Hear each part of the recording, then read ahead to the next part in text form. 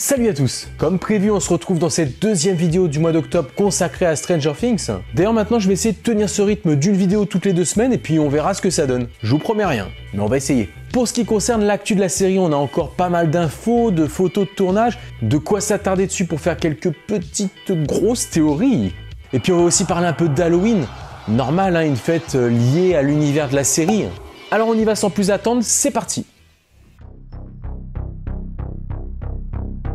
Le centre commercial. C'est bien le premier lieu teasé par la série pour cette saison 3. Avec cette vidéo qu'on a tous vue, cette sorte de publicité pour l'établissement Starcourt Mall.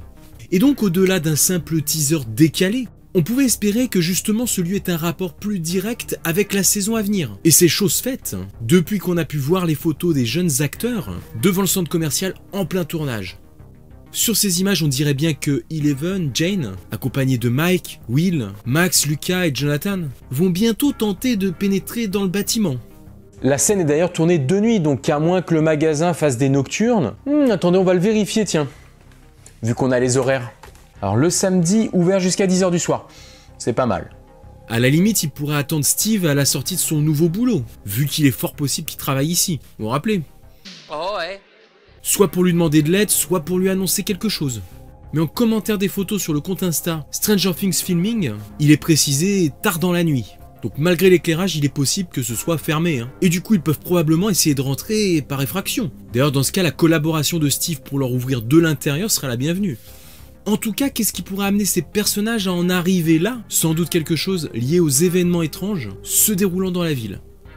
Donc j'en reviens à ma théorie sur ce lieu. Pourrait-il être lié d'une façon ou d'une autre à l'Upside Down? Car je le répète, un centre commercial c'est un lieu propice aux ambiances glauques. Et surtout de nuit lorsqu'il n'y a plus aucun client.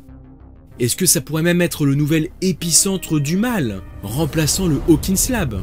En tout cas j'espère qu'ils vont vraiment aller dans cette direction, avec le potentiel que ça pourrait avoir. D'autre part, parce qu'il ne faut quand même pas que j'en ai fini avec ces photos. Attardons-nous 2 secondes sur les vêtements de Millie dans cette scène. Et ouais, car c'est quand même très intéressant de noter que c'est exactement les mêmes vêtements que sur la scène de la plage qu'on avait vue la dernière fois. Voilà le lien pour ceux qui ont loupé le coche. Donc à moins que le personnage d'Eleven, Jane, change très peu de vêtements, on peut se demander si ces 2 scènes ne sont pas liées, si elles sont pas faites dans un laps de temps très court, voire dans la même journée, soirée. Et vu qu'ici ils sont à Hawkins, loin de tout océan, oui parce qu'en plus sur les photos de tournage on voyait aussi un jeune surfeur, donc on peut exclure que ça se passe devant un grand lac. Ainsi, la théorie qui pourrait être la meilleure serait celle d'un voyage psychique de Jane au cours de cette journée. À ce niveau, on peut quand même déjà avoir plusieurs possibilités. Soit elle découvre qu'elle arrive à se téléporter, et en plus sur de grandes distances, soit elle pénètre dans une sorte de vision flashback concernant la personne présente sur la plage, et qui servira à comprendre des éléments de l'intrigue, peut-être de son histoire à elle.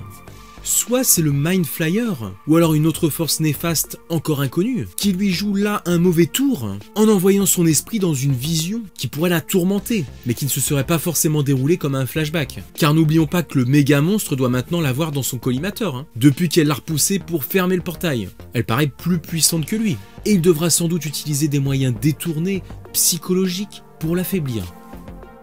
Mais au-delà de ça, avec toutes les photos de tournage qui pointent le bout de leur nez petit à petit, on commence tous, car vous m'en parlez en commentaire, à se poser une question très inquiétante.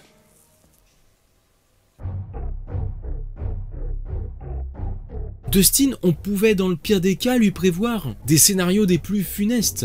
Et comme c'est un personnage qu'on adore, on le ferait pas de gaieté de cœur en plus. Mais comme on le voit respirer des sortes de spores là dans le tunnel, on a toujours l'hypothèse en tête, a-t-il été contaminé par quelque chose? Quelque chose qui se rapprocherait peut-être de ce qui a touché Will précédemment.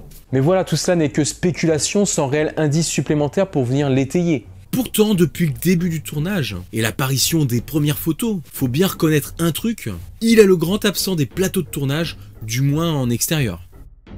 Ou alors il se faufile entre les paparazzis.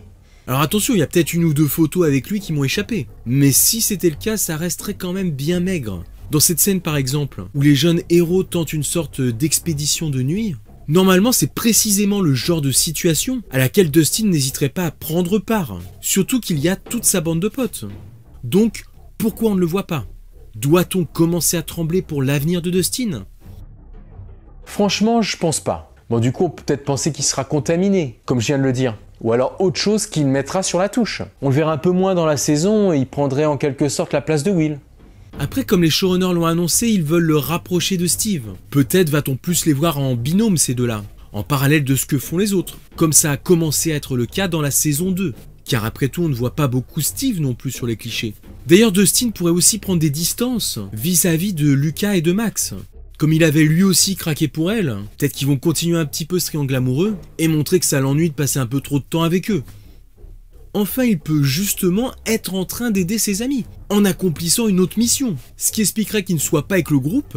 Et puis en allant par là, pourquoi ne pas imaginer qu'il est d'ailleurs dans le centre commercial, et que ses amis viennent pour lui. À voir. Bref, comme vous le voyez, on peut trouver pas mal de raisons à son absence pour le moment. Donc je pense pas qu'il faille nécessairement s'inquiéter. Bon après, si on le voit sur aucune photo de tout le tournage, il sera peut-être plus dans des scènes d'intérieur. Dites-moi vous ce que vous en pensez dans les commentaires. Petite info qui fait toujours plaisir au passage, selon un sondage réalisé par Rotten Tomatoes, visant à savoir quelle était la série originale Netflix la plus populaire, vous imaginez bien que Stranger Things a largement fini en tête. D'ailleurs voici le tableau de classement suite au sondage, il est découpé par sexe et par génération. Ce qui est intéressant de voir ici, c'est que la série fait l'unanimité, pour toute génération confondue. Le show est décidément bien parti pour marquer les esprits pendant un bon moment. D'ailleurs, la série étant absente pour Halloween, est-ce qu'il y a un show qui pourrait la remplacer en attendant? Oui, alors je sais ce que vous allez dire, aucun. Mais ce serait sympa de trouver quelque chose à se mettre sous la dent, histoire de connaître quelques frissons pour cette période de l'année qui s'y prête bien. Et moi du coup, ouais, j'aurais tendance à vous en conseiller une, qui n'a rien à voir, mais qui peut vous aider à patienter peut-être. The Haunting of Hill House, qui vient d'ailleurs de sortir, et dont je ferai prochainement la critique en vidéo. Honnêtement, en restant dans le style horreur fantastique, plutôt axé sur des histoires de fantômes autour d'un drame familial, on a quand même là une série de haute qualité, puis il faut le reconnaître qui fiche un peu les jetons par moments. Créé par un réalisateur spécialiste du genre, Mike Flanagan, vous y trouverez là sûrement l'occasion de passer d'inquiétantes soirées dans le noir devant votre télé. Et puis c'est clairement mon petit coup de cœur du mois, donc avis aux curieux et aux amateurs de paranormal. Bon, en tout cas, si nous n'avons pas de nouvelle saison Stranger Things pour Halloween, rien n'empêche de profiter de l'occasion pour replonger dans cet univers. Et d'ailleurs, depuis 2 ans, en vue de ces fêtes de fin octobre, en Amérique, il existe quelques restaurants qui se transforment pour l'occasion en sorte d'Upside Down ou alors Dawkins, avec des bars éphémères à l'ambiance 80s, avec la musique, les bandes d'arcade de l'époque, et bien sûr des menus avec des noms inspirés de la série, genre la Dustin Pizza par exemple. Et forcément les desserts à base de gaufres Igo. Du coup, j'aurais aimé trouver et vous partager ce genre d'infos sur des établissements en France pour l'occasion. Mais je dois bien avouer que j'ai fait chou blanc, ce qui ne veut pas forcément dire qu'il n'en existe pas. Ainsi, si par hasard vous en connaissez dans votre ville qui vont se tourner vers ce genre de thème, et ben vous savez quoi, n'hésitez pas à en faire la pub dans mes commentaires. Profitez pour véhiculer le message. Après, au pire, il existe aussi des confiseries Stranger Things à mettre dans les sacs d'Halloween. Des bonbons qui ne manquent pas d'imagination, comme vous pouvez le voir, et ça pourra éventuellement compenser un peu. Pour finir, je reviendrai à l'occasion sur le premier comics que ça y est, j'ai entre les mains, peut-être comme certains d'entre vous. On y suit donc bien Will lors de son passage dans l'Upside Down lorsqu'il lutte pour sa survie. On se garde ça dans un coin, promis j'y reviendrai rapidement. Et puis pour terminer cette vidéo avec Halloween qui arrive à grands pas, je vous propose quelques photos de make-up, de cosplay, sur lesquelles je tombe souvent par hasard lors de mes recherches. Des images souvent tirées de conventions, de gens qui s'habillent comme ça juste pour le fun. Puis peut-être ça peut vous donner des idées de déguisement. On finit là-dessus et moi je vous retrouve très bientôt. Ciao les amis!